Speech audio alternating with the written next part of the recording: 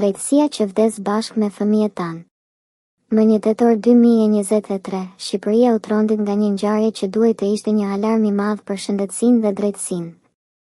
Vogëlushi 3 vjeçar Brian Spahiu humbi jetën pas një ndërhyrjeje dentare në një klinikë private pa licencë në Tiranë. Një ndërhyrje e thjeshtë, një premtim i rrem se gjithçka do të shkonte mirë dhe një fëmijë i pafajshëm u shua për shkak të pakujdesisë dhe papërgjegjshmërisë së 2 mjekëve, stomatologes Ina Xhaxho dhe babait të saj, anestezistit Roland Xhaxho. Familja e Brianit, mes dhimbjes së papërshkrueshme, kërkoi vetëm të vërtetën. Autopsia e parë tregoi qartë shkakun, një dozë e lartë narkoze, pra një krim mjekësor. Por prokuroria, në vend që të vepronte menjëherë, vendosi të zvarrisë gjithçka duke kërkuar një ekspertizë të dytë në Itali. 2 vite hetime të stërzgjatura, ndërkohë që autorët e tragjedisë vazhdonin të punonin të lirë, të reklamonin shërbimet në rrjetet sociale, madje edhe të kërkonin infermiere nën 35 vjeç për klinikën e tyre. Sikur asgjë të mos kishte ndodhur. Në shtator 2025, ekspertiza italiane mbërriti dhe konfirmoi të njëjtën gjë që dihej që në ditët e para, Brian vdiq nga anestezia. Pra, nuk kishte dyshime, nuk kishte paqartësi, nuk kishte gabim teknik të vogël. Kishte një krim.